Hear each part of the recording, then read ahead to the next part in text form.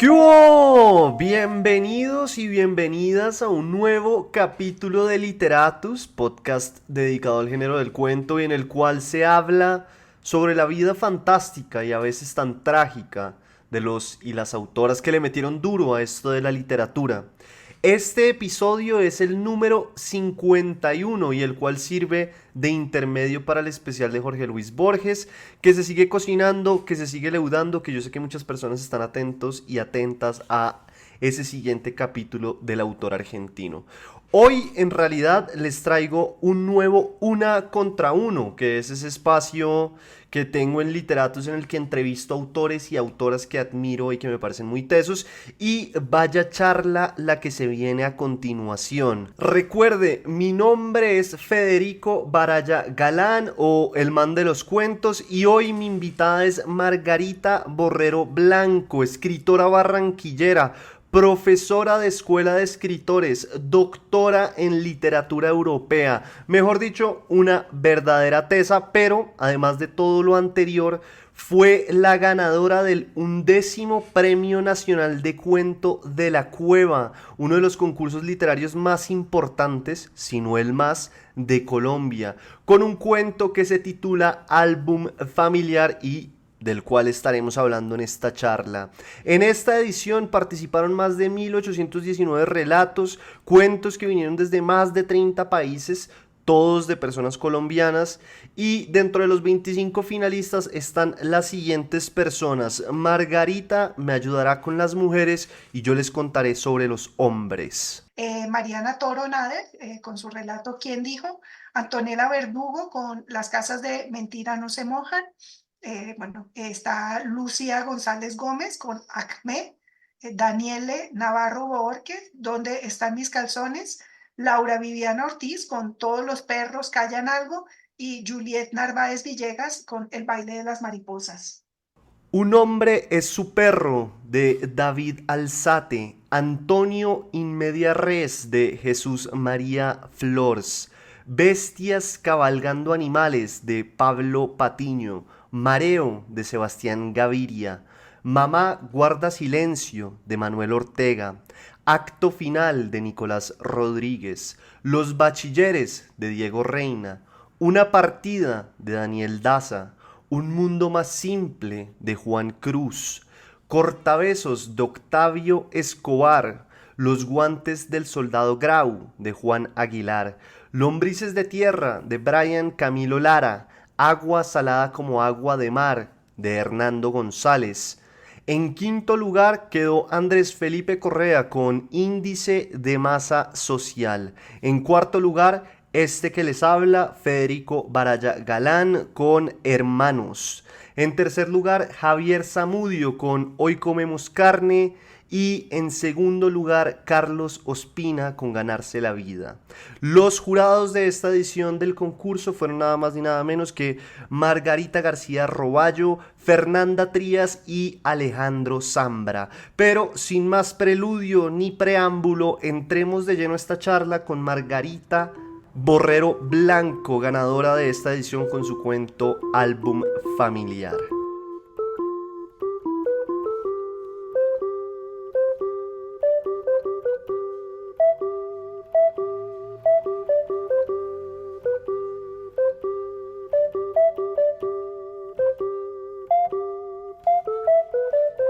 Bueno, Margarita Borrero, la verdad es que para mí es una felicidad estar hoy acá contigo. Vamos a hablar de cuentos, de tu cuento ganador del concurso de la cueva. Pero bueno, antes de empezar, me gustaría saludarte y preguntarte cómo estás, cómo va todo, si estás feliz de estar acá en Literatus.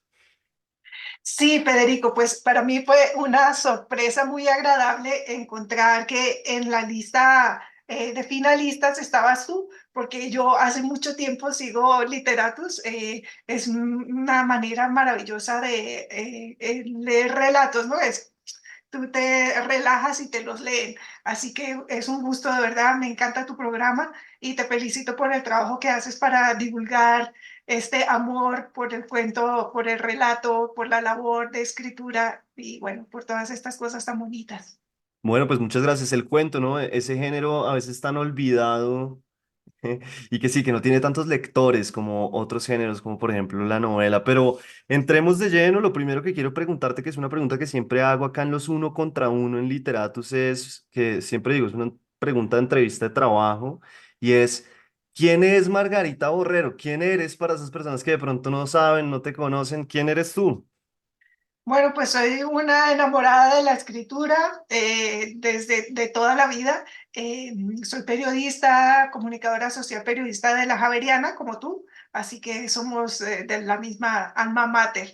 Y bueno, soy doctorada en literatura europea y soy profesora de escritura creativa. O sea, mi vida gira en torno a leer y a escribir. Esta es mi pasión, esto es lo que me llena, esto es lo que me hace feliz. Tengo entendido que eres profesora de escuela de escritores, ¿cierto? Es correcto, sí. ¿Hace cuánto tiempo estás, sí, con ellos? Desde 2009. Ok. ¿Y qué enseñas? ¿Cuento, novela, de todo un poco? Sí, pues de todo un poco, o sea, empecé con redacción eficaz, que es simplemente un repaso a las normas de estilo, ¿no? La correcta sintaxis, gramática, etcétera. Luego pasé a escritura creativa, luego novela y curiosamente cuento. Empecé hace apenas 2 años, aunque cuento es lo que más leo y más escribo, pero solo lo empecé a enseñar precisamente a raíz del concurso de la cueva, porque yo estaba todo el tiempo, yo quiero cuento, pero siempre había otros profesores en cuento, ya más veteranos, y bueno, simplemente se abrió el espacio y por fin pude empezar a enseñar cuento. Margarita, ¿y hay alguna razón particular para que leas y escribas más cuento o simplemente son como cosas, caminos de la vida que ha pasado?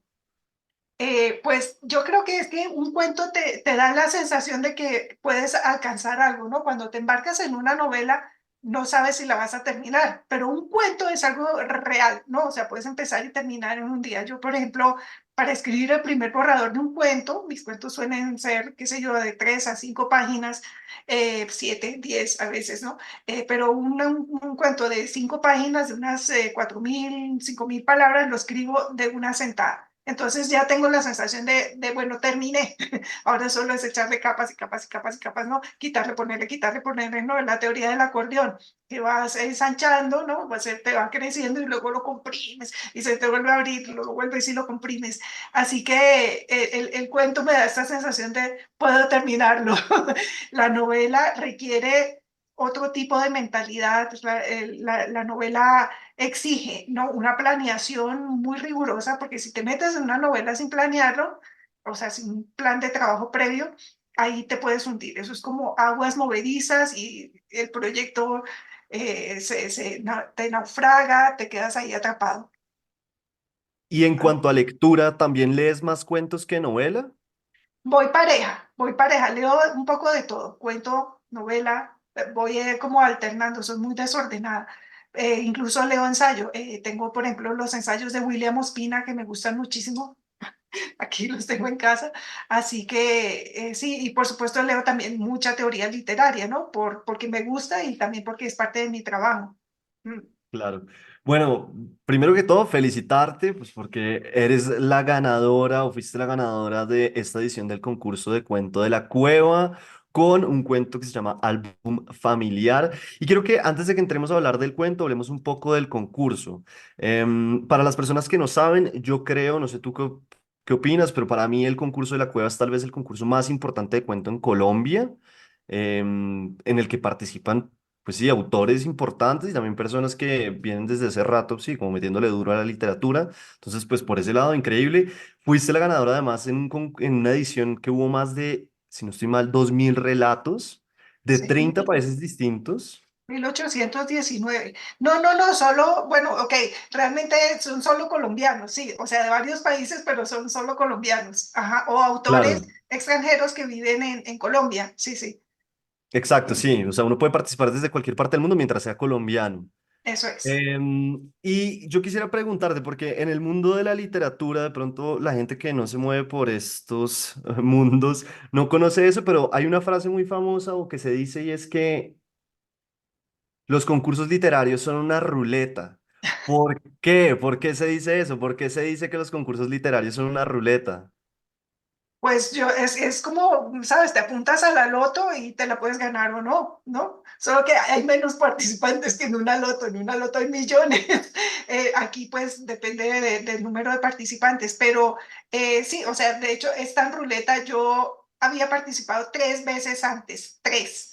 Y mi relato ni siquiera llegó a figurar entre la lista de los 25 finalistas, o sea, no quedó de nada.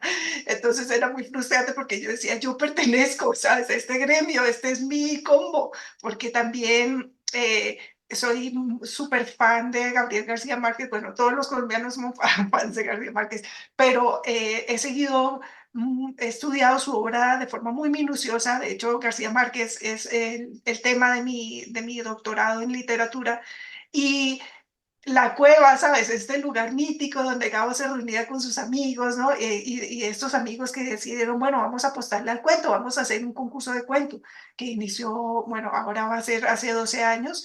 Eh, era mi grupo, ¿sabes? Yo decía, yo tengo que pertenecer ahí, es normal.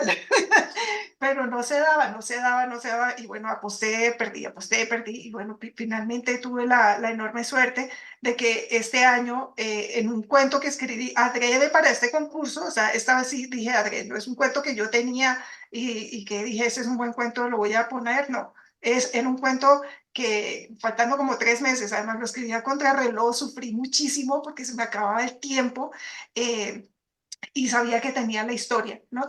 Mi madre falleció, esa es la génesis de la historia, mi madre falleció y yo, como soy la mujer mayor, heredé los álbumes de la familia. Y entonces en los álbumes me di cuenta de que faltaba una foto donde estuviéramos todos los cinco, ¿no? Somos cinco, papá, mamá, tres hijos. No había una, ni una. Y eso me dio una tristeza.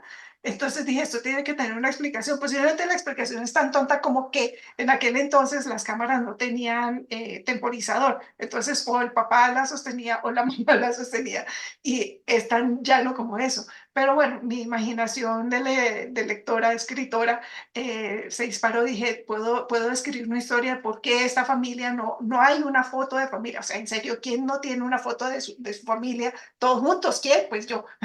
Así que dije, voy a encontrar una explicación literaria y me voy a inventar una historia, ¿no? Pues por supuesto como todas, ¿no? La nutres un poco de lo que es tu vida, de lo que has vivido, de lo que imaginas, de lo que pudo haber pasado.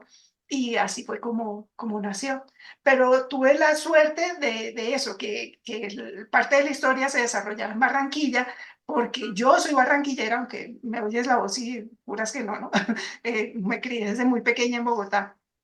Pero entonces fue como que algo me hizo clic, dije, mi historia, vínculo Barranquilla, este es el cuento para la cueva. Y me senté a escribirlo y me costaba vivir, ¿no? Encontrar espacios para vivir porque todo el tiempo se lo consumía el cuento. Yo trabajaba 4 o 5 horas diarias en él, decía, un ratito, una hora. Y era imposible, o sea, era como un agujero negro que me devoraba y salía, ¿no? Cada vez salía como más puro el cuento y también yo más purificada, ¿no? Por la experiencia, pero fue muy, muy intenso, o sea, yo trabajé muy duro en esto, muy duro, o sea, fueron 3 meses de meterle la mejor parte de mi día, de hacer todas las demás actividades al lado para poder dedicarme a eso.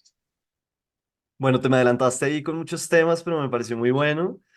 Antes de que entremos ya de lleno y hablar del cuento y del proceso creativo, quiero saber también cómo fue recibir, dónde estabas, recibir esa noticia, primero de que eras finalista, ¿no? Porque primero se recibe como la información de que uno es finalista y después fue ya, sí que habías ganado, pero ¿qué estabas haciendo cuando recibiste ese primer mail que te decía que eras finalista y cómo lo recibiste? Bueno, pues ese día me llegó por correo electrónico, como a todos los demás. Y entonces yo vi mi nombre ahí y luego destacaban algunas biografías. Entre las que destacaban, yo decía, wow, aquí hay autores de novela, que hay gente muy dura. O sea, realmente en Colombia se está escribiendo mucho, se está apostando por la literatura fuerte. Y esto me emocionó intensamente, aunque en ese momento te confieso que me intimidó porque yo veía aquellas biografías y gente ya con 3, 4 novelas publicadas, dije, hasta aquí llegué, hasta ahí, o sea, no pensé que fuera a pasar, pero dije, bueno, hay que confiar, ¿no? En el proceso, lo que ha de ser será, yo ya hice mi mejor esfuerzo y ya. Y entonces, cuando recibí el correo me emocioné mucho porque dije, wow, mira, la lista de los 25 finalistas. Y luego ya vino la llamada, ¿no? Cuando me llamaron y me avisaron, y te juro que casi me da un infarto de la felicidad porque no me lo podía creer. Es como, ¡ah! De verdad, pero bueno, también, ¿sabes? El hecho de ser finalista en este certamen es muy importante porque el certamen de la cueva es famoso, entre, ¿sabes? En el círculo literario todos los conocemos y a nivel nacional yo creo que es el más importante. O sea, hay dos premios gordos que le apuestan al relato, que es el de Ciudad de Pupiales, ahora conocido como certamen Gabriel García Márquez, y por supuesto el de la cueva. Y para esas personas, ya para entrar de lleno a hablar del cuento, para esas personas que nos están oyendo y que de pronto tienen ganas de escribir o que escriben y que lo intentan, ¿qué consejos les darías a la hora de escribir un cuento para concursar? ¿Qué hay que tener en cuenta o qué no hay que tener en cuenta? O en definitiva, hay que escribir simplemente es un cuento muy bueno. ¿Cómo es eso? Es que es tan difícil, Federico, porque también depende de los jurados, ¿no? O sea, yo creo que jugó a mi favor el hecho de que este año había dos mujeres en el jurado y un hombre. Y las mujeres, que son Fernanda Trías y Margarita, mi tocaya Margarita García Roballo, conectaron muy bien con la historia, ¿no? Y bueno, también, por supuesto, Alejandro Zambra. Yo pienso que este relato en otro año donde hubiera habido un jurado mayoritariamente masculino, pudo no haber ganado, ¿sabes? Pero no lo sabes de antemano porque el jurado no se revela sino ya una semana antes o una cosa así, cuando ya están los 25 finalistas elegidos. De modo que lo único que se puede hacer es escribir el mejor cuento de los posibles, de la temática que sea más cercana a tu corazón. O sea, le pones entraña toda la que puedas, mucho trabajo y sobre todo hay que previamente, ¿no? Haber leído mucho relato, haber leído teoría literaria, haber pasado buenas horas sentado en tu escritorio escribiendo, puliendo, escribiendo, puliendo, escribiendo, puliendo, ¿no? Como un obsesión.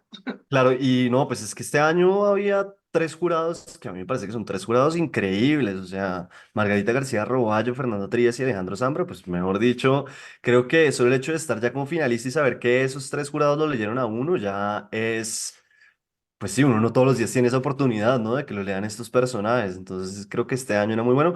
Pero yo creo que también en los concursos, no sé tú qué opines, hay que remar mucho para llegar allá porque uno pasa por muchos prejurados que pueden tener unos gustos específicos, pueden tener otros gustos, tienen que leer tanto que también uno no sabe si de pronto con la primera hoja ya dicen, bueno, este cuento vale la pena seguir leyéndolo o no, porque tengo otros 200 que leer.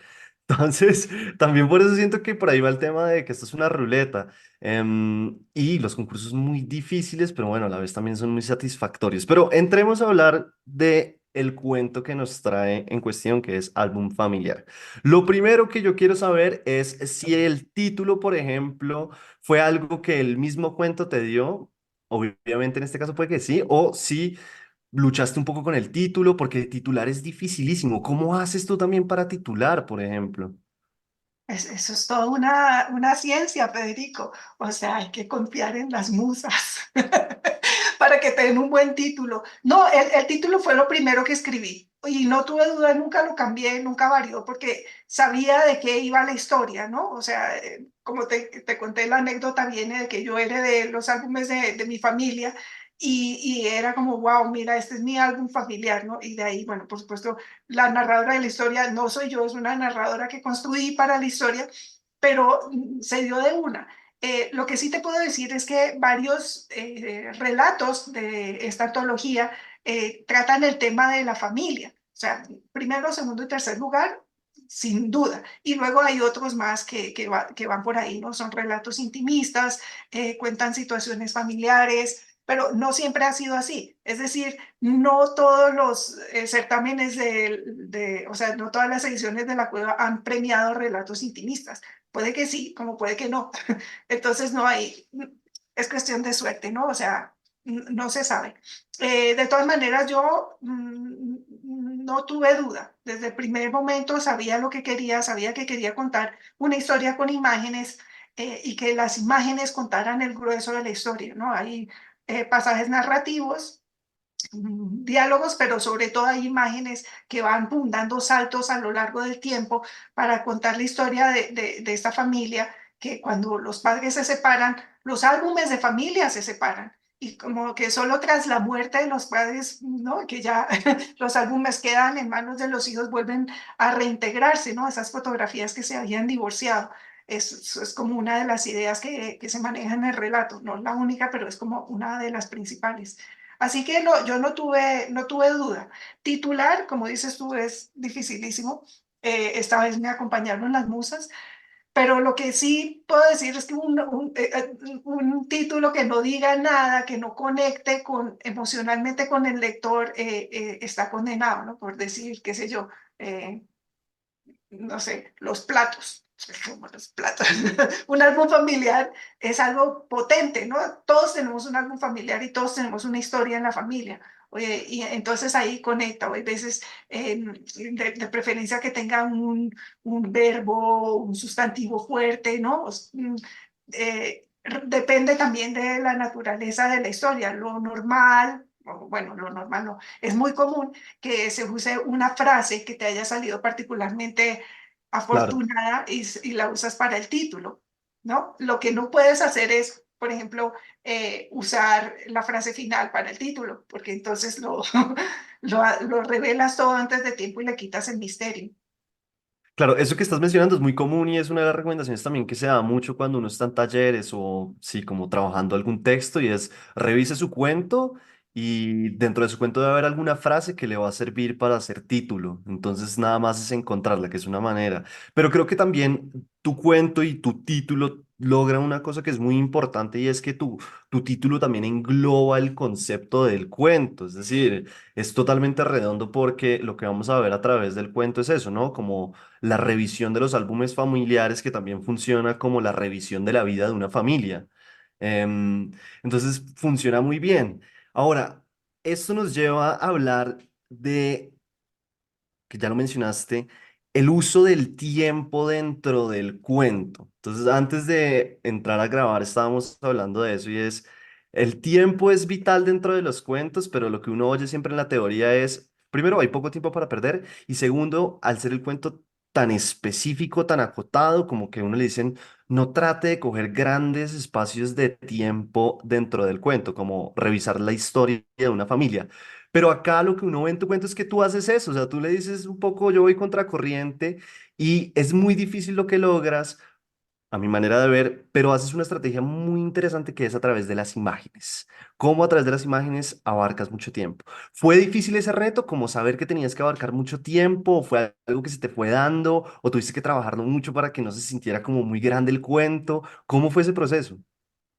Sí, bueno, yo también antes de ser profesora del relato fui alumna del relato y cuando empecé yo llegaba con aquellas mega historias y mi profesora me decía, Margarita, eso es una novela resumida, unidades de tiempo pequeñas, cambios pequeños pero significativos, pocos personajes, ¿no? Y claro, yo siempre estaba como, no, pero tiene que haber una manera, ¿no? De en un cuento meter todo eso. Y claro, estudiando y luego encuentras modelos, por ejemplo, Alberto Chimal tiene un relato que amo, que se llama Álbum, simple y llanamente Álbum. Y entonces es todo a través de imágenes, ¿no? Y bueno, también el relato fragmentario, la novela fragmentaria, nos permite a través de fragmentos contar una historia que comprende un periodo de tiempo muy largo, pero lo hace con una técnica muy efectiva. Entonces, para mí, yo lo que pienso es en videoclips, ¿no? Todos nosotros, a raíz del surgimiento de MTV y de estos canales de música, quedamos expuestos a los videoclips y los videoclips a veces cuentan nada, o sea, una tarde de unos novios, ¿no? Que se pelean, pero hay veces cuentan toda una vida, unos niños que nacen, que sufren maltrato, que crecen con los padres, que los padres, cada uno va por su lado, que ese niño que abandonaba, ese niño luego decide agarrar una guitarra y empieza a hacer música y a cantar su dolor, y a través de ese dolor que canta otros conectan con él. Y todo esto nos lo cuenta un videoclip en 3 minutos, ¿no? Dije, si en un videoclip se puede hacer, en un relato se puede hacer, pero hay que hacerlo bien hecho para que no suene como que estás comprimiendo demasiada información. Entonces, ¿qué haces?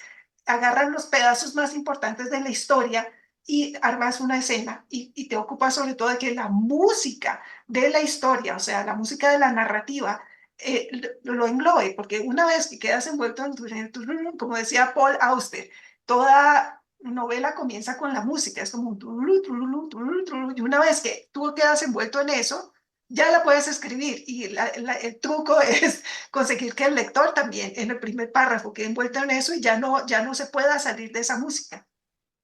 Pero Margarita, a ver, eso está muy bueno y tengo que ahondar un poco. Cuando tú hablas de musicalidad en la literatura, ¿a qué te refieres? Pues no sé, si yo pienso en Borges, Borges hablaba de musicalidad, por ejemplo, es en la forma en que uno, las palabras que escoge, la Ajá. forma en que frasea, por ejemplo. ¿A eso te refieres un poco con la musicalidad o a qué te refieres para esas personas que de pronto no están tan familiarizadas con esto? Pues a que la prosa suene rítmica, suene envolvente. Uno sabe cuando tiene una historia en la que se ha trabajado la musicalidad porque el oído se engancha y entonces es el ritmo, ¿no? De la historia. Frases, no, o sea, no suena como esto es tal, esto también es tal. No, o sea, no suena monótona, machacona, sino que hay frases cortas, frases largas, simples, subordinadas, ¿no? Luego párrafos, ¿no? Enteros sin una coma, cosa que yo siempre le estoy corrigiendo a mis alumnos. Por favor, las comas, por favor. Más de 3 líneas sin un punto, como que no. Pero la excepción es, la excepción a la regla es siempre y cuando tengas una intención. O sea, si tu intención es transmitir vértigo, como hace Gabriel García Márquez en El otoño del patriarca. O sea, creo que toda la novela tiene como 30 puntos nada más y es una novela gorda. Pero entonces él tenía una intención detrás de eso y va cambiando de punto de vista y va cambiando de narrador, ¿no? Todo el tiempo este vértigo, ¿no? De que si parpadeas pierdes o te pierdes, ¿no? Pero es una propuesta musical, ¿no? Y creo que de todas las artes, la que más aspira a la condición de la música es la literatura, porque tienes que amar el frufru de las palabras, ¿no? Tienes que estar enamorado del ritmo, del tempo, ¿no? Cómo es tu metrónomo, ¿no? ¿Qué funciona de fondo, qué funciona en la superficie?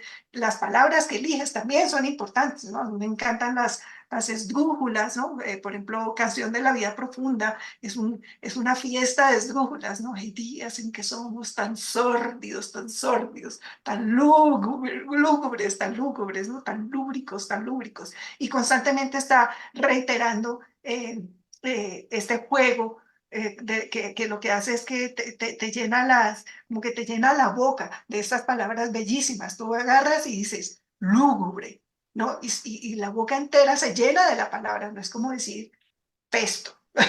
Pesto no te llena la boca.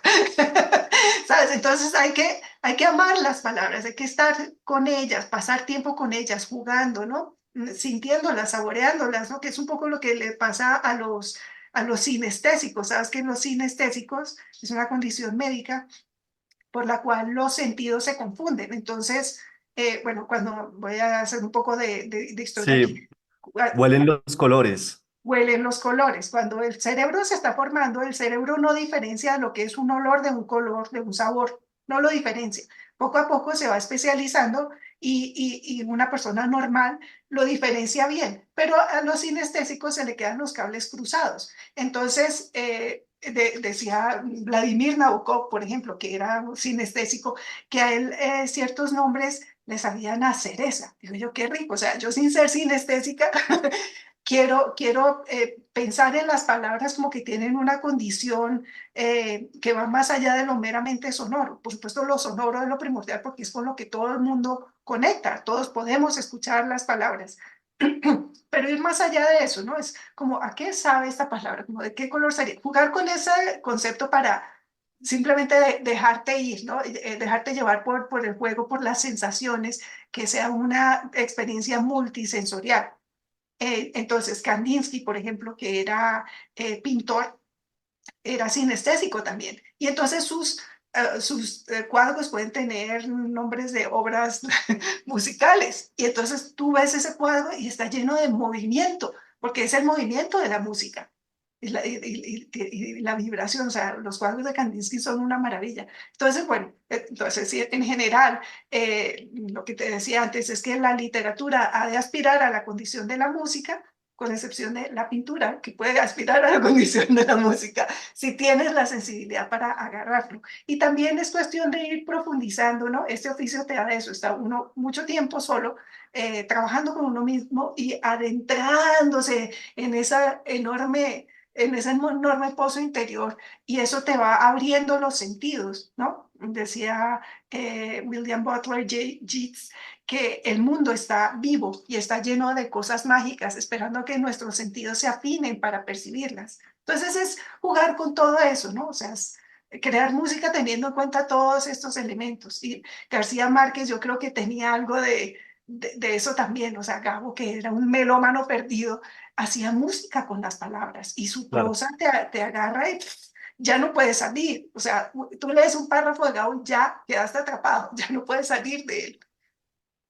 Sí, y dentro de las cosas que mencionaste, pues primero la intención, ¿no? La literatura parte mucho de la intención. Todo es válido mientras haya una intención detrás, como que se sepa que sí, estoy haciendo esto por estas razones y esto es lo que busco. Eso es muy importante. Y me hiciste acordar también de ese cuento de Fontana Rosa, que el narrador que sí, el protagonista y el narrador es un narrador de fútbol. Y él dice que hay ciertos nombres de futbolistas que valen la pena narrar, como hay otros que no, porque no llenan la boca y no dicen nada. Entonces me acordé perfecto de eso. Pero volviendo a tu cuento, Margarita, hay un elemento vital que son las cámaras. Ajá. Tú investigaste sobre cámaras, sabías mucho sobre cámaras. ¿Por qué? Porque es importante mencionar este elemento para las personas que no han leído el cuento. Las cámaras van a ser un elemento vital para la temporalidad. Van a marcar también el cambio de tiempo, porque las cámaras van evolucionando y avanzando, así como va evolucionando la familia, pues, del cuento. Pero entonces, ¿tú ahí qué hiciste? ¿Hiciste una investigación? ¿O ya sabías mucho de cámaras? ¿Cómo fue eso? Bueno, eres lindo, Federico, por hacerme esta pregunta, porque realmente lo que ahí sí usé mi vida, ¿no? O sea, las historias, la secuencia de cámaras que aparecen en la historia es la secuencia de cámaras que hubo en mi familia, ¿no? Entonces, en mi familia hubo todas estas cámaras y pasamos de la cámara en blanco y negro, de la Yashica Minister. De hecho, yo no recordaba la marca de la primera cámara, ¿no? Se la pregunté a mi hermano, le dije, Jesús, ¿cuál fue la primera cámara que tuvimos en casa? Me dijo, una Yashica Minister. Entonces dije yo, ok, y entonces por eso él está en la primera línea, ¿no? Del cuento. Porque además, a ver, yo nací en blanco y negro y mis primeros años de vida fueron en blanco y negro, porque no, las cámaras a color ya existían, pero eran carísimas, con lo cual todos tenemos una historia familiar reflejada en fotos y todos vemos detrás de esas fotos la evolución de las cámaras, que los primeros colores salían aguados, que otros salían muy nítidos, que luego, ¿sabes?, va avanzando y hoy en día con las cámaras digitales no te digo ya. Entonces, claro, la historia va desde esas primeras cámaras en blanco y negro hasta las cámaras digitales a todo color que mandas fotos cada 5 minutos o lo que quieras a través del WhatsApp. De modo que no fue tanto la investigación como asegurarme de que no me fuera a salir de los años que eran, ¿no? O sea, yo Sí. recuerdo, además, es un recuerdo de mi vida, cuando pasamos de la cámara en blanco y negro a la cámara con flash, o sea, que tuviera flash era lo máximo y el flash se quemaba y entonces tocaba estarlo reemplazando. Era complicado, ¿sabes? Y mi padre amaba la fotografía, entonces siempre tenía cámaras, estas Canon, súper profesionales. Así que esto sí que fue de mi vida, ¿no? O sea, de observar la propia evolución de cámaras en mi historia personal para ponerlas en el cuento. Pero la manera en que yo aprendí a hacer eso es como usar utilería, ¿no? Usar props para tu historia, es viendo cómo lo hace Gabriel García Márquez, concretamente en Cien años de soledad, que a medida que pasan las generaciones, vemos aparición de elementos, instrumentos y objetos que significan modernidad. Entonces, cuando llega el daguerrotipo, por ejemplo, es una gran revolución, ¿no? Luego el daguerrotipo agarra polvo y se queda por allá perdido. Y las fotos que se tomaron con el daguerrotipo se envejecen, ¿no? Y entonces la manera como él maneja el tiempo, que él a su vez lo aprendió, él decía que aprendió el manejo del tiempo de Virginia Woolf. Entonces te vas a ver cómo lo hace ella y dices, wow, es que coges un objeto y lo envejeces, ¿no? Lo envejeces, lo muestras un par de veces o tres en la historia para mostrar también cómo evolucionan las cosas, que las cosas también envejecen con nosotros, ¿no? Y también Claro. quedan caducas, tienen una obsolescencia programada, entonces es de ahí. No, eso está bellísimo. Además, pues, digamos, Virginia Woolf me parece también un ejemplo increíble, pues, porque ella también tiene el otro lado y es en Mrs. Dalloway, ella expande un día, ¿no? Es decir, presenciamos a través de 300 páginas un día de lo que le está sucediendo a Mrs. Dalloway, y es otra forma de agarrar el tiempo. Acá estamos acelerándolo de alguna manera, pero en Mrs. Dalloway lo que hacemos es expandirlo para meternos mucho más a la minucia. Mm, que también es lo que hace James Joyce en el Ulises, Claro. extender un día a aquel tocho de novela gorda. Sí, sí, claro, entonces hay maneras de jugar con el tiempo, que es uno de los pilares del aprendizaje el oficio narrativo, por llamarlo de alguna manera, tanto de novela como de relato, es cómo manejamos el tiempo. Jugamos con el tiempo, ¿no? Lo hacemos más largo, más corto. ¿Cuál es el tiempo de la historia que estamos trabajando? ¿Cuántos años comprenden?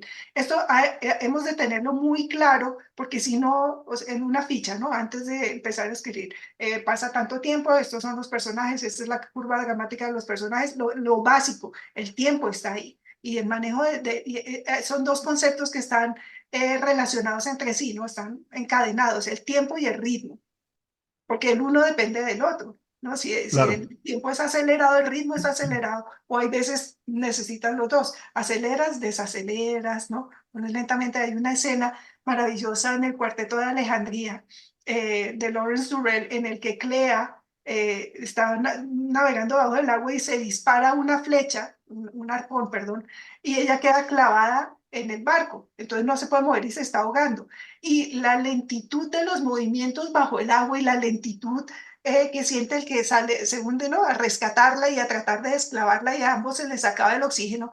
Es una cosa que pasa muy rápido, pero la sensación que tienen es de que ocurre tan despacio, no tan mortalmente despacio. Y ahí se da cuenta uno de que, claro, Einstein ya lo dijo, el tiempo es relativo. Y también ese juego con los tiempos, lento, rápido, tiempo real, el tiempo, ¿sabes? Mayor que, menor que, en fin es importante tenerlo claro y jugar con eso. O sea, uno no aprende, ¿no? De la noche a la mañana no te sale jugar con el tiempo. Tienes que hacer muchas veces el ejercicio de acelerar, ralentizar, poner el tiempo normal, intensificar el sentido del tiempo, todas estas cosas. Sí, hay que leer mucho y también hay que escribir mucho, yo digo en vano un poco, pero pues en práctica. Es como el pianista que todos los días se sienta a practicar, yo qué sé, Chopin. Pues el escritor también tiene que hacer eso, todos los días sentarse a escribir y a practicar sin esperar nada, sin esperar que salga un gran cuento ni nada, sino simplemente encontrar estrategias y métodos que después puede utilizar como en proyectos mucho más ambiciosos. Yo soy un poco disperso, lamento eso, pero es que ahí mencionaste algo que me parece interesante también preguntarte y es, ¿cuál es tu proceso? Yo sé que este fue contracorriente, pero ¿cómo fue la cosa? ¿Como que tenías una imagen en la cabeza y sobre eso empezaste a construir el cuento y te sentabas todos los días como nos contabas o simplemente tú eres de esas personas, no sé, el otro día leí que Samantha Schweblin, hasta que no tiene todo el cuento, mejor dicho, delineado perfecto, no se siente a escribirlo para no dañarlo? ¿Cómo es tu proceso? No, yo parto de una idea, de una imagen o de una regla que quiero romper. Un desafío técnico. Es como mi punto de partida, ¿no? O veo algo que me gusta y digo, ay, yo quiero hacer algo como esto, parecido pero distinto y como qué contenido, ¿sabes? Entonces, yo esta historia no la tenía completa cuando me senté a trabajar. Yo tenía claro la técnica, ¿no? Que quería que fuera muy veloz, tenía claro el uso de las cámaras y tenía el título. Pero de hecho, la primera frase la cambié muchísimas veces. La primera frase que escribí y que duró hasta la versión, qué sé yo, o sea, debo tener unas 40 50 versiones de este relato, o sea, tanto así lo trabajé, pero hasta la versión 15 más o menos. La primera frase era, cierro los ojos en blanco y negro. Y dije, ah, qué bonita, ¿no? Y me parecía que sonaba muy bien y todo, pero tenía un problema crítico esa frase, y es que no arrancaba la historia. No arrancaba porque cerraba. ¿no? Al inicio dije, no, yo necesito otra cosa, pero me encantaba tanto y la mantuve hasta que dije, o renuncio a ella o renuncio al cuento. Dije, no, pues renuncio a la frase. Pero yo no, de hecho, el final tampoco lo tenía claro. Yo simplemente fui llevando la historia, o más bien fui dejándome llevar por la historia, y llegó un momento en que el final era más flojo, ¿sabes? Era como más abierto, más Chejo, más aquí la vida sigue. Reinsertemos ahora la literatura en la vida. Pero llegó un momento en que me vino así, pum, la idea. Esta historia sobre fotos tiene que terminar con una foto y esa foto tiene que ser significativa y tiene que resignificar todo el cuento. Ahora, ¿qué es? ¿Cómo es esa foto? ¿Sabes? Y entonces ahí, ¿no? Ahí ya pude construir el final y ya, bueno, ya una vez que construí el final, volví a revisar y revisaba para que quedara todo homologado, para que no se anticipara demasiado lo que iba a pasar, ¿no? Es un proceso, porque uno llega al final y luego vuelve al principio y tienes que ir primero mostrando y luego ocultando, y hay veces ocultando a plena vista las pistas, ¿no? Que van a orientar al lector a lo largo de la historia. Y es que ese es otro tema vital y sí, dificilísimo del cuento. Cerrar los cuentos bien es muy difícil, además porque un mal final puede arruinar cualquier buen cuento. Entonces, como que el final, además el final también muestra la maestría de la narración, ¿no? Digamos, en este caso, en este cuento en específico, tú nos narras para llegar al final, pero de una manera muy sutil, ¿no? No es que uno diga ya sé para dónde va la cosa, sino que vamos llegando hasta allá de una manera muy sutil y vas metiendo los elementos lentamente dentro del cuento para llevarnos hasta allá. Eso fue logrado a través de este reproceso de reescritura muchas veces? ¿O cómo lograste ir así paulatinamente entregándonos lo que iba a cerrar, sí, el cuento? Pues fue, a ver, son 20 años escribiendo cuentos. 20 años y también uno poco a poco vas teniendo claridad sobre lo que quieres decir y cómo. Entonces, es muy gracioso porque cuando empezamos a aprender cómo escribir una historia en narrativa en concreto, lo primero que aprendemos es muestra, no cuentes. Bueno, esto lo debes haber oído un millón de veces. Muestra, no cuentes, muestra, no cuentes. Y entonces una vez que el cuento muestra, en vez de contar esa, y ahora ocúltalo.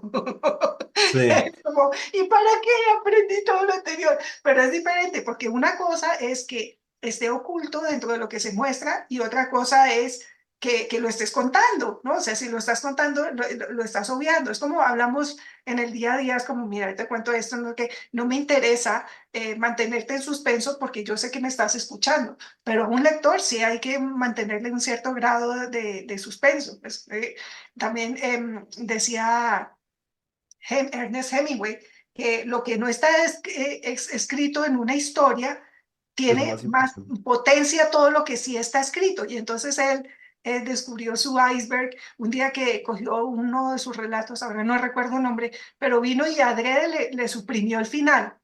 Dijo, ya está, porque el lector con lo que lleva leído sabe lo que hay, lo que va a pasar al final. Entonces uno se queda con esa cosa de, "Ih, si habrá pasado esto, habrá pasado lo otro". Uno tiene suficientes pistas para reconstruirlo. Ojo, tampoco se trata de engañar al lector y darle pistas falsas y mandarlo por aquí, por allá. No, lo haces partícipe de lo que tú sabes y él ya solo saca las conclusiones. Pero cuando algo no está dicho, es mucho más potente. Y acá en esta historia tiene un poco de iceberg, ¿no? Hay cosas que no están dichas. Entonces tiene varias técnicas, eh, tiene muchos elementos, tiene trauma, por ejemplo, tiene la historia Claro. de la fotografía, el manejo del tiempo y el ritmo, el uso de los sentidos y luego algunos truquitos narrativos que yo he puesto así como de zorro viejo, ¿no? Y los he camuflado ahí.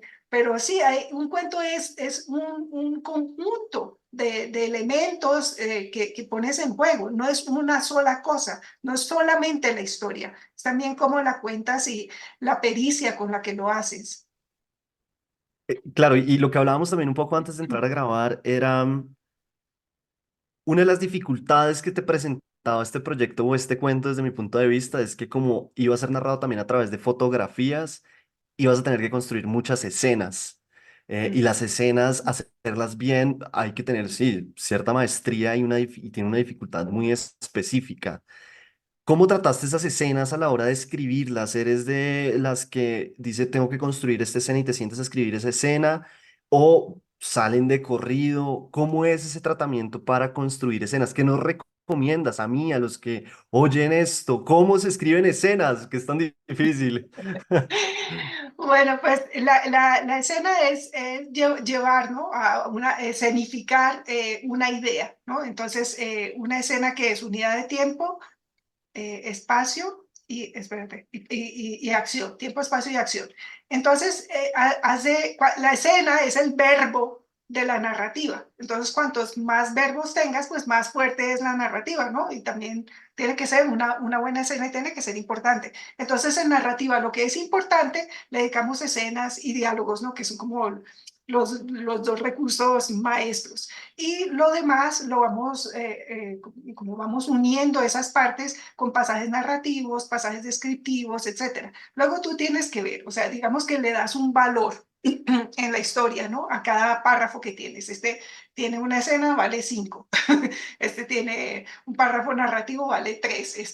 Está resumiendo, vale 2, no, qué sé yo. Entonces vas calibrando así qué tan potente es la historia.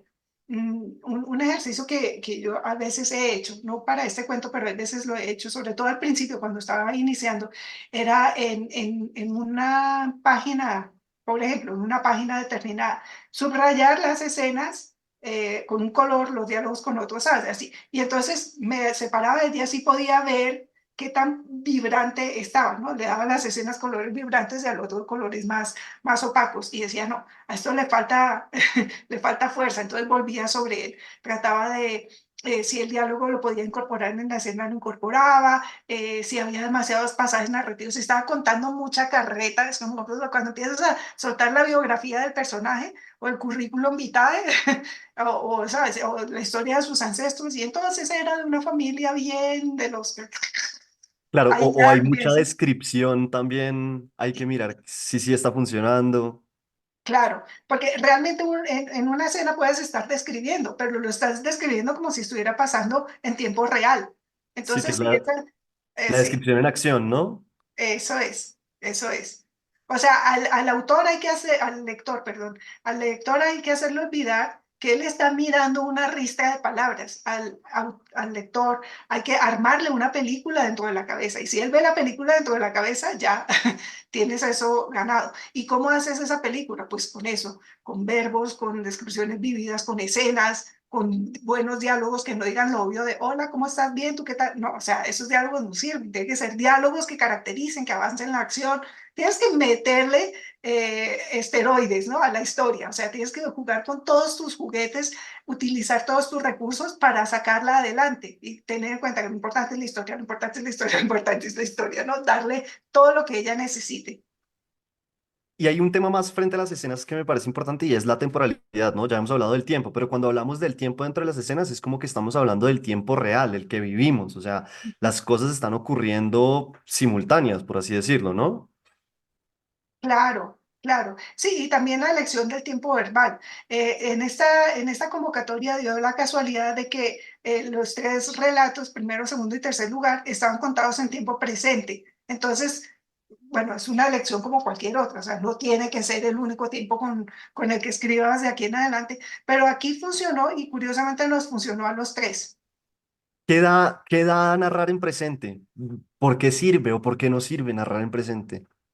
Bueno, cada tiempo tiene su, su qué, tiene su truquito, pero narrar en tiempo presente te da la sensación de que las cosas están ocurriendo a medida que vas leyendo. Narrar en tiempo pasado es nuestro modo natural de narrar, ¿no? Uno no cuenta lo que le está pasando, uno cuenta lo que le pasó. Entonces es más familiar, ¿no? Y también te permite jugar con los tiempos del pasado y el presente, mientras que en presente es más difícil, o sea, o te mantienes presente o pierdes el pie, ¿sí me entiendes? Así que yo creo que lo que te da es eso, esa sensación vívida de esto está pasando mientras yo lo leo. Y le da también un poco como de vértigo, ¿no? Que el lector también siente como que está yendo siempre para adelante por lo que está narrado en presente. Claro, claro, y de Eh, incertidumbre. porque es como, bueno, esto está pasando, no sé qué va a pasar, mientras que yo estoy narrando en pasado, es como, esto ya pasó, te lo estoy contando. También vamos a querer saber qué fue lo que pasó, ¿no? Si sabemos enganchar al lector. Sí, ahí, pues para las personas de pronto que no han gastado tanto tiempo en esto y en la escritura, hay que ser es muy cuidadoso en que siempre estén presente o que si se va para el pasado, se note bien por qué se fue para el pasado, pues porque se puede ser el reto, ¿no? Y después alguien va a leer ese cuento y ve que los verbos están de todas las maneras posibles y después pues, eso no se puede. Pero pasemos a otro tema que me gusta mucho y es los diálogos que tú ya lo has venido mencionando. En este cuento en específico, por lo menos, la forma de darle voz a los personajes, tú se la diste a través del mismo párrafo, ¿no? No dabas comillas ni nada, sino que simplemente se le daba voz al personaje y no había diálogo. ¿Por qué elegiste esa forma en vez de el diálogo convencional, por ejemplo? Esto fue una decisión adrede y gracias por esta pregunta, porque es muy, muy buena, o sea, está muy bien observado. Yo quería que el relato avanzara a un ritmo vertiginoso, ¿no? O sea, comprende 20, 30 años de la vida de esta familia en 5 páginas. Entonces, no me puedo detener a hacer diálogos de los clásicos, ¿no? De raya, diálogo del personaje A, raya, diálogo del personaje B, sino que los meto dentro del propio párrafo, que eso lo hace José Saramago, ¿no? Él mete todo, o sea, pasaje narrativo, diálogo, pasaje narrativo y uno, sin embargo, no se pierde. Uno no se pierde, uno sabe en qué momento está hablando cada personaje, porque están bien caracterizados. Entonces, ese era parte del reto. Es, si yo meto los diálogos dentro del párrafo, no hay pausa para quien está leyendo, no hay pausa para mí mientras estoy escribiendo, por supuesto, pero no hay pausa para los que están siguiendo la historia. Y te da eso, es esa velocidad que yo necesito para avanzar el relato. Claro, Saramago lo que hace es que empieza la frase en mayúscula y pues la palabra en mayúscula, así no haya necesidad, y uno ya sabe que es que ahí está hablando un personaje. Y ahí volvemos al tema de la intención, ¿no? Pues él lo está haciendo con esa intención y para que uno sepa que está hablando un personaje y logra todo lo que logra. Si uno se pone a ver como las reglas gramaticales o de sintaxis o demás, pues seguramente la gente diría, no, pero eso está mal. Pues no, porque en la literatura de lo que estamos buscando es eso.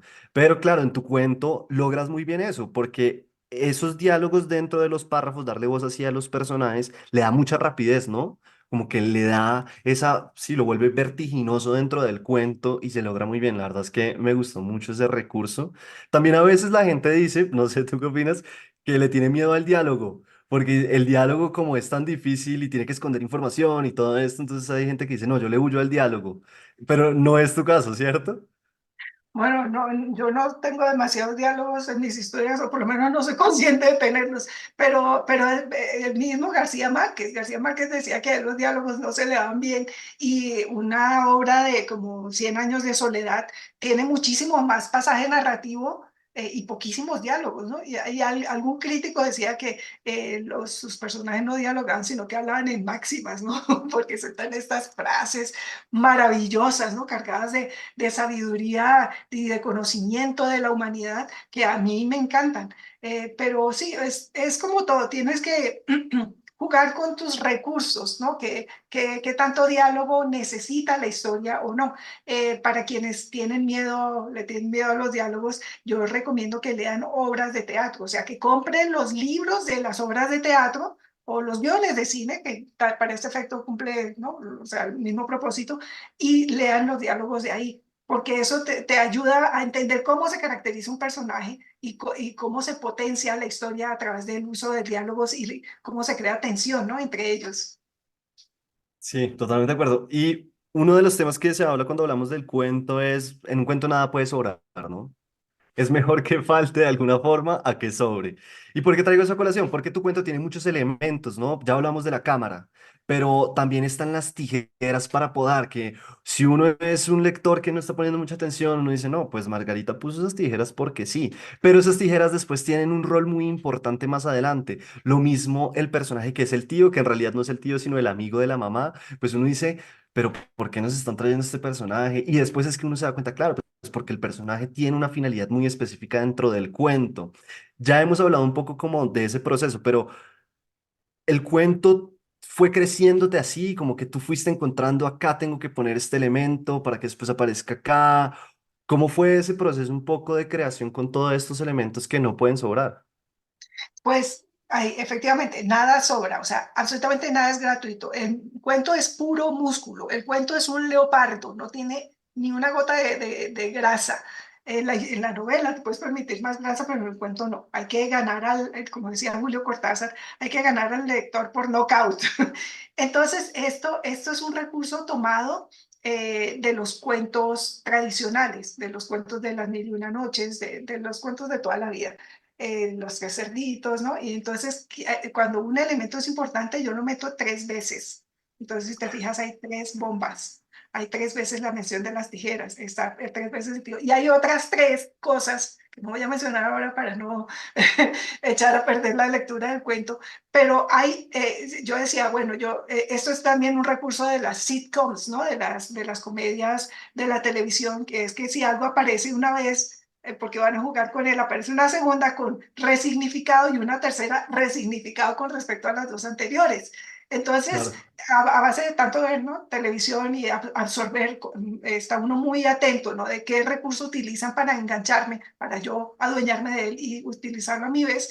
Lo tomé de ahí. Los chistes utilizan ese típico chiste, ¿no? Que estaban un rabino, un sacerdote y ¿cómo se llama? Un imán, ¿no? Entonces son tres personajes y ahí pasan las cosas tres veces y es eso, o sea, es traer toda esa sabiduría, ¿no? De los cuentos tradicionales, de los chistes, de las sitcoms y meterlas en el relato, pero disfrazaditas, ¿no? Para que no las veas, o sea, como que están por ahí y luego, entonces a la tercera vez es que entienden la primera. Y ahora que mencionas lo de los tres, pues la estructura también clásica de las tres escenas, ¿no? En el teatro y en la literatura también es el tres, el número tres. Y lo que Claro. podemos ver también a través de esta charla que hemos tenido es que escribir un cuento es pura carpintería. Pues darle y darle y darle y darle y ajustar, ¿no? Claro, claro. Sí, voy haciendo revisiones. Entonces, por ejemplo, el uso de los sentidos. Quiero que haya un buen uso de los sentidos. Entonces digo, bueno, aquí tengo un sabor, aquí tengo un olor, aquí tengo una textura, aquí tengo un sonido, ¿sabes? Entonces voy revisando. Y si veo que estoy floja, entonces creo una escena o inserto dentro de una escena algo, ¿no? Un limón, algo que me haga, mueva otras áreas del cerebro, porque bueno, yo leo mucho sobre neurología y sobre cómo funciona el cerebro y me encanta. Y entonces, uno de los aprendizajes que he adquirido es que cuando mencionas un sabor, en el cerebro se activa la zona destinada a los sabores o a los olores, sobre todo con los olores en particular. Entonces, si yo te digo limón, en ese momento en tu cabeza ya hay un limón, o sea, te digo naranja, pachulí, ¿no? Y entonces involucras varias partes del cerebro, la parte del cerebro que está registrando el curso de la historia, que está reconociendo la humanidad, ¿no? La propia humanidad, la humanidad de los personajes, y luego cosas como los olores, ¿no? O la memoria. Distintas activas, cuantas más partes se activen, entonces el cerebro más participa de la lectura y la disfruta más, ¿no? La idea es crear una sensación muy completa, ¿no? Una experiencia holística a través de esto, o sea, este recurso que tienes tan rico, tan maravilloso y tan mágico que son las palabras. Sí. Bueno, Margarita, te robo mucho tiempo. Agradecerte, obviamente, por estar acá. No te puedo dejar ir sin antes hacerte una de las preguntas clásicas de literatos que la gente siempre me pide, y es si te acuerdas claramente, o no tiene que ser, pero va por ahí, y es, ¿qué hiciste con la primera plata que te ganaste gracias a la literatura? No tiene que ser la primera, puede ser alguna que te acuerdes, puede ser esta de la cueva, por ejemplo, pero que te acuerdes, ¿qué hiciste con esa plata? ¿Qué compraste o qué no compraste? Bueno, pues me acuerdo perfectamente de lo que hice, el primer gasto que hice con la plata que me gané con el certamen de la cueva fue comprar unas gafas nuevas, porque las que tenía ya estaban muy deterioradas y no veía bien. Así que me fui a la óptica y estrené gafas para leer más, claro, para seguir leyendo y escribiendo. Además, las gafas como son de caras, los dos que tenemos gafas podemos testificar lo caras que son las gafas.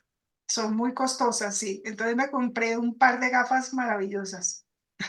Bueno, me parece excelente esa compra. Margarita, muchísimas gracias de nuevo por estar acá en este uno contra una en Literatus, por dejarnos y darnos la oportunidad de conocer la forma en que construiste este cuento y la forma en que escribes, que es muy, sí, es muy bacano siempre uno como ir y, sí, ser el fisgón, asomar la nariz hacia el proceso creativo de, pues, escritores tan talentosos y escritoras tan talentosas como tú. Entonces, de nuevo, muchísimas gracias por estar acá y pues estoy seguro que nos seguiremos viendo por los recovecos de este mundo. Claro que sí, yo soy fan de tu podcast, Federico, haces un trabajo maravilloso, amo Literatus, así que claro que seguiremos en contacto. Yo con seguridad te seguiré escuchando. Bueno, chao, nos vemos.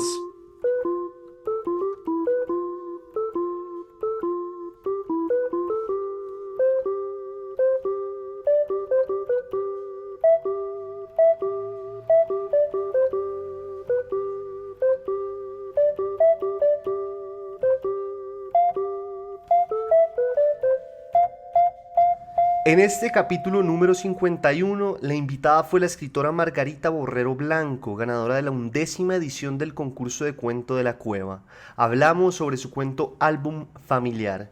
Mi nombre es Federico Baraya Galán o El Man de los Cuentos y recuerde que en Instagram estoy subiendo contenido todo el tiempo y me encuentra como federico.baraya, así que nos vemos también por allá y nos oímos en un próximo capítulo.